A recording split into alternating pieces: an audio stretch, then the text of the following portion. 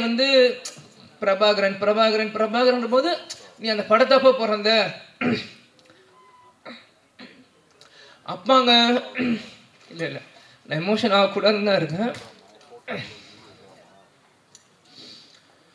இதுதான் captain. Captain எல்லார் உள்ளத்துலேயும் இருக்கார். அதெல்லாம் எனக்கு முக்கியம் இல்லை. கடைசி வரைக்கும் நம்ம விஜயகாந்த் பையன்றது எனக்கு தெரியும். அப்பா இறந்து 1 வருஷம் ஆயிடுச்சு, இன்னும் அழுதுட்டு இருக்காங்க. நிறைய பேர் கிண்டல் பண்ணுறான். இந்த உயிர் கடைசி செகண்ட். அனைவருக்கும் வணக்கம். கேப்டன் பிரபாகர் இந்த படம் பார்த்தீங்கன்னா உண்மையிலேயே ஒரு தமிழ் சினிமாவில் எவர் கிரீன் படம். இன்றைக்கும் ஒரு அசைக்க முடியாத ஒரு டைட்டில். இந்த இந்த இந்த இந்த க்ரூ இருக்காங்கன்னா அது மிகையாகாது. அன்றைக்கி கேப்டனும் சரி, பப்பானா லைக் ராவுத்தர் சார் வந்து நான் சின்ன வயசுலேருந்து பப்பா அப்படின்னு கூப்பிடுவேன். அது ஏன்னு எனக்கும் தெரியாது. அது பப்பான்னு தான் அவரை நான் கூப்பிடுவேன். அது பாப்பான்றது வந்து சின்ன வயசில் பப்பாவாக மாறிடுச்சு எனக்கு தெரியல. அதனால் அதை அப்பான்னு தான் அவரை நான் கூப்பிடுவேன். ஸோ கேப்டனும் ராவுத்தர் வாப்பாவும் 2 பேரும் ஒரு மிகப்பெரிய ஒரு படத்தை உருவாக்குறதுக்கு முக்கியமான காரணமாக இருந்த செல்வமணி சாரும் இந்த நேரத்தில் நான் சொல்லிக்கிறேன்.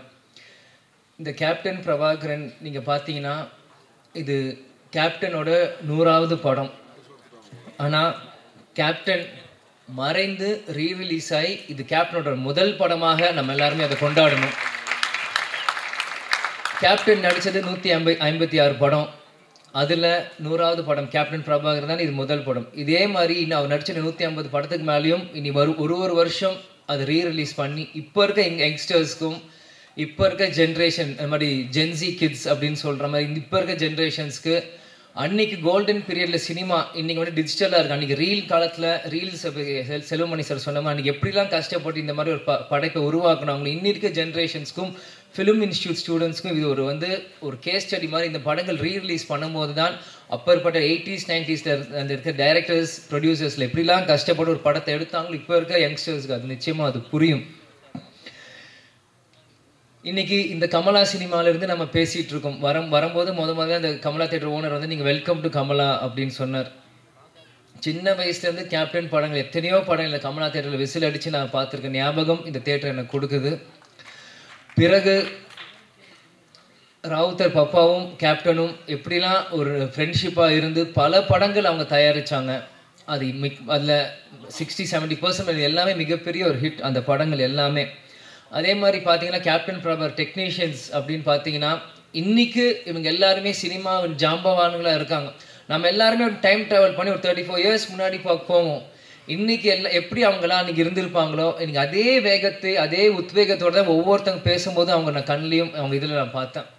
இன்றைக்கி ஏன்னா இந்த படத்தோட ஃபைட் மாஸ்டர் சுப்ரசூரியன் சாராக இருக்கட்டும், கேமராமேன் ராஜராஜன் சாராக இருக்கட்டும், ஏன்னா எல்லாருமே எனக்கு சின்ன வயசுலேருந்து எனக்கு பரிச்சயம். இன்றைக்கி எல்லாருமே தெரியும். கேப்டன் இங்கே இருக்க ஒவ்வொருத்தரும் மேடையில் இருக்காங்க. இந்த படத்துக்காக உழைச்ச ஒவ்வொருத்தையும் கேப்டன் எப்படியெல்லாம் அவங்கள இன்றைக்கி இவங்க எல்லாருமே கேப்டனை பற்றி புகழ்ந்து பேசுகிறாங்க. ஆனால் கேப்டன் ஒவ்வொரு நாள் ஷூட்டிங் முடித்து ஒவ்வொரு ஷார்ட்ல இருந்தும் இன்றைக்கி எப்படி ஃபைட் நடந்தது எங்களை எல்லாருமே கூப்பிட்டு எங்களுக்கு சொல்லுவார். அப்பா எப்படிலாம் இந்த படத்தை நாங்கள் பண்ணியிருக்கோம். ஏன்னா இன்றைக்கி மன்சூர் அலி சார் அண்ணன் சாராக இருக்கட்டும், இன்றைக்கி செல்வமணி சாராக இருக்கட்டும், லைக்கத் அலி அண்ணன் சாராக இருக்கட்டும், எல்லாருமே இன்றைக்கி என்னென்ன பேசுகிறாங்களோ இது எல்லாமே எனக்கு தெரியும். ஏன் இதை நான் சொல்கிறேன்னா அப்பா வந்து இது ஒன்றுமே எங்கள்கிட்ட வந்து சின்ன வயசில் எங்களை வந்து ஷேர் பண்ணுவார். எல்லாமே இன்றைக்கி ஷூட்டிங்கில் என்ன நடக்குது, இன்றைக்கி எப்படி அந்த ஷார்ட் இன்றைக்கி எப்படி நடந்தது அப்படின்ட்டு. ஸோ இது எனக்கு வந்து ஒரு டைம் ட்ராவல் ஆன மாதிரி தான் எனக்கு இருக்குது.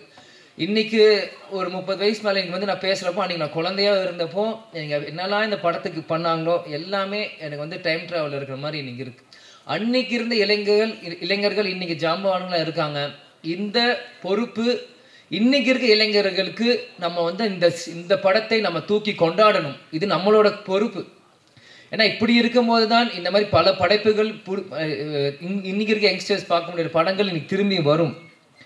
இன்றைக்கி பார்த்தீங்கன்னா ஏன் இதை சொல்கிறேன்னா டெக்னீஷியன்ஸ் நம்ம மேக்கப் மேன் ராஜாவனா இருக்கட்டும், இன்றைக்கி நம்மளோட இல்லை நம்மளோட ராஜேந்திரன் காஸ்டியூமர் அவராக இருக்கட்டும், எல்லாருமே கேப்டனை ஒவ்வொரு விதமாக ரசித்து தான் இன்றைக்கி கேப்டனாக இன்றைக்கி ஒரு 150 படம் பண்ணியிருக்காங்கன்னா இங்கே இருக்க ஒவ்வொருத்துக்குமான எல்லா ஒரு கடமைகளும் பொறுப்பும் இருக்குது.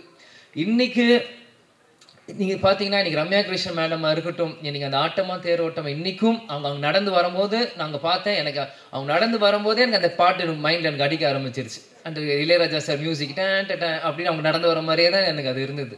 இன்றைக்கி சரத் சார் இன்றைக்கி வந்து சுப்ரீம் ஸ்டாராக இருக்கும்போது இந்த படத்தில் இருக்கும்போது நான் அப்படியே அன்றைக்கி கனெக்ட் பண்ணுறேன். அன்றைக்கி எவ்வளோ இளமையாக ஒரு மிஸ்டர் மெட்ராஸ் அப்படின்னு டைட்டில் எடுத்து அந்த படத்தை ஆரம்பிச்சிருக்கும் போது சரத் சார் இந்த படத்துக்கு எவ்வளோலாம் கஷ்டப்பட்டுருப்பார். செல்வமணி சார் சொன்ன கழுத்தில் உடஞ்சிருந்து இது ப்ராப்ளம் இருந்தது.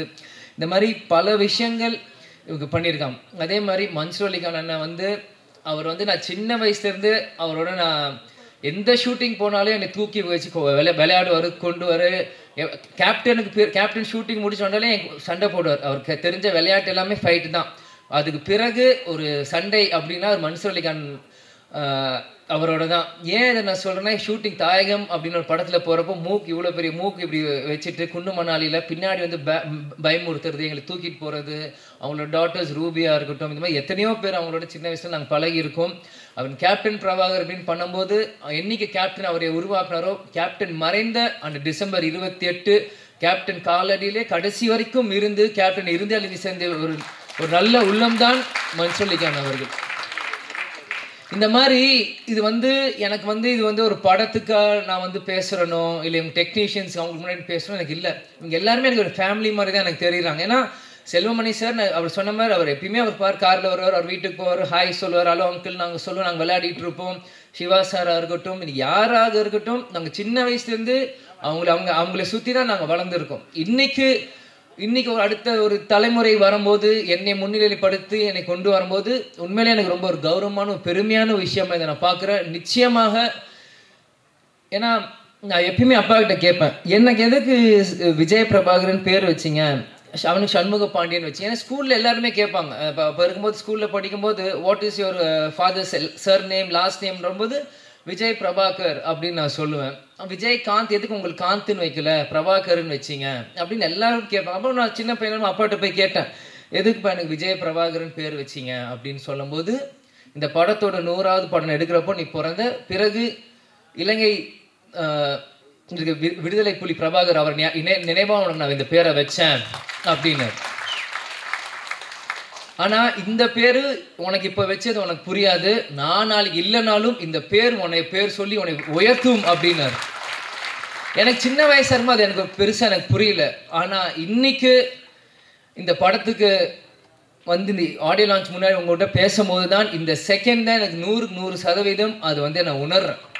ஏன்னா இந்த இப்போ இருக்க ப்ரொடியூசர் நம்ம கார்த்திக் டிஸ்ட்ரிபியூட்டர் வந்து போன வாரம் கட்சி ஆஃபீஸில் என்னை வந்து சந்திச்சு இந்த மாதிரி நீங்கள் கண்டிப்பாக இந்த படத்துக்கு நீங்கள் வரணும் ஆடியோ லான்ச்சுன்றப்போ அன்றைக்கி செல்வமணி சாரும் கூப்பிட்ருக்காங்க அப்படின்னோட எனக்கு வந்து மறுப்பு சொல்ல முடியல.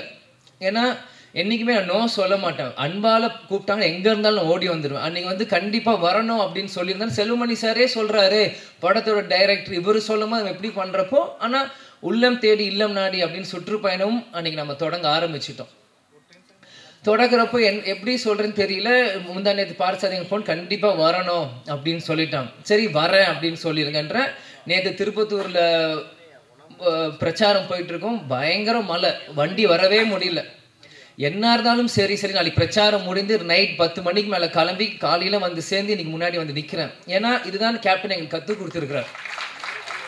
நீ நம்ம குடும்ப விழாவுக்கு போறியோ இல்லையோ எனக்கு கவலை இல்லை, உன்னை அன்பால் கூப்பிட்டா நம்ம கட்சிக்காரனும் சரி சினிமாக்காரங்க யார் கூப்பிட்டா அந்த செகண்ட் போய் நிற்கணும்ட்டு ஒரு வார்த்தை கொடுத்துட்டோன்னா அங்கே போய் நிற்கணும். இதுதான் சொல்லுவார், துளசி கூட வாசம் மாறினால் மாறும், ஆனால் தவசி ஃபுல்லாக வார்த்தை மாறக்கூடாதுன்னா அது இது ஒரு முன்னுதாரணம். இதுக்காக இந்த 35 வருஷத்துக்கு பிறகும் இந்த படம் வந்து இங்கே ரிலீஸ் ஆகுதுன்னா கண்டிப்பாக அப்பா எனக்கு அந்த பேர் வச்சிருக்காரு. இந்த படத்தை கொண்டாட நீங்கள் லட்சக்கணக்கான தமிழர்கள் இங்கே உலகம் முழுவதும் இருக்காங்க. இந்த இடத்தில் நான் இன்னைக்கு கேப்டன் இல்லை, அன்னைக்கு நான் பிறந்தேன், ஆனால் இன்னைக்கு அப்பா நம்ம கூட இல்லை. இருந்தாலும் நம்ம அந்த இடத்துல போய் நிற்கணும், கேப்டனுக்கு பதிலாக நம்ம போய் இருக்கணும். இந்த படத்தை கேப்டன் இல்லாட்டியும் எங்கள் அப்பாவை இந்த விஜய் பிரபாகர் நான் கொண்டாடணும் இந்த யூனிட்டோட சேர்ந்து இன்னைக்கு நான் வந்து இருக்கேன்.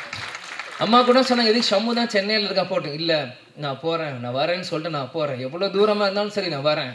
முடிச்சுட்டு நாளைக்கு காலை திரும்பியும் வந்து சுற்றுப்பயணம் நான் கலந்துக்கிறேன். ஆனால் இன்னைக்கு மற்ற எந்த படம்னா கூட நான் யோசிச்சிருப்பேன். ஆனால் இந்த டைட்டில் இந்த கேப்டன் பிரபாகருக்கு இந்த விஜய் பிரபாகர் கண்டிப்பாக வரணும். அப்பா இல்லாத நேரத்தில் இந்த விஜய் பிரபாகர் கண்டிப்பாக இங்கே இருக்கணும்.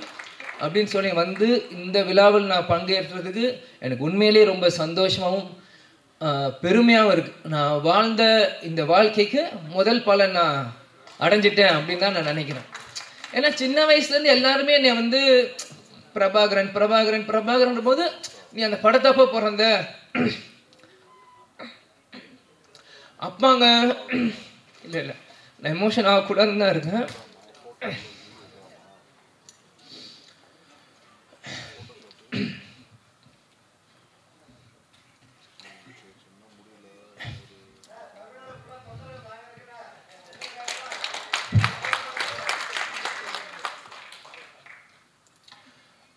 கேப்டன் எங்கேயும் போல நம்மளோட தான் இருக்கார். இவங்க இவ்வளோ நேரம் நம்ம எல்லாரும் பேசினாங்களே, இதுதான் கேப்டன். கேப்டன் எல்லார் உள்ளத்திலையும் இருக்கார்.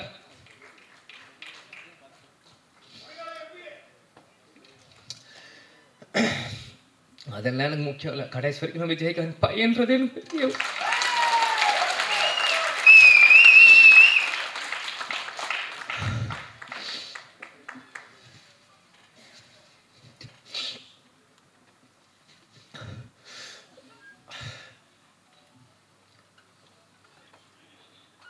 ஏன்னா சிங்கம்புலி என்ன சொன்ன மாதிரி தான் தமிழ்நாடு நல்ல தலைவரை இழந்தது.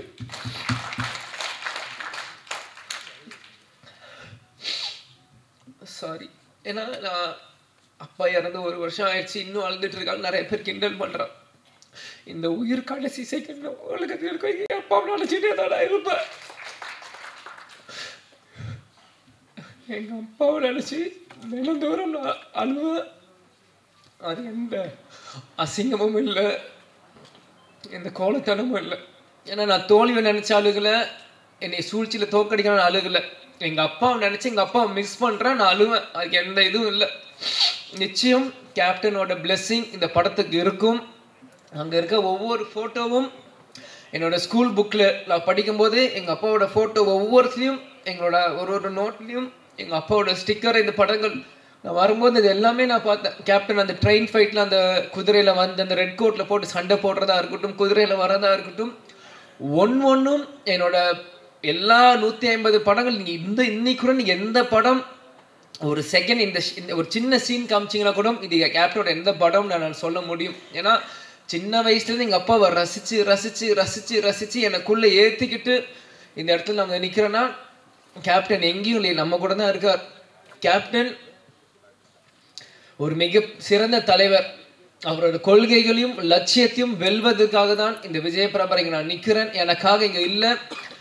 நிச்சயம் இந்த படம் 100 நாட்கள் மேலே ஓடணும். அதுக்கு அந்த சப்போர்ட் மீடியா பர்சன்ஸும் சரி, தொண்டர்களும் சரி, ரசிகர்களும் சரி, இப்போ இருக்க ஜென்ரேஷன்ஸ் எல்லாருமே இந்த சப்போர்ட் நீங்கள் பண்ணணும்னு நான் கேட்டுக்கிறேன். அதனால் எல்லாருக்கும் நன்றி. சாரி நான் அழுதுருக்கூடாது சொன்னேன், அழுது மன்னிச்சுக்கோங்க. அதே மாதிரி இவ்வளோ நேரம் மீடியா பர்சன்ஸ் இருந்தீங்க, 11 ஆச்சு. உங்களுக்கும் இந்த நேரத்தில் நன்றியை நான் தெரிவித்துக் கொள்கிறேன். குரூக்கும் நன்றி. நன்றி, வணக்கம், தேங்க்யூ.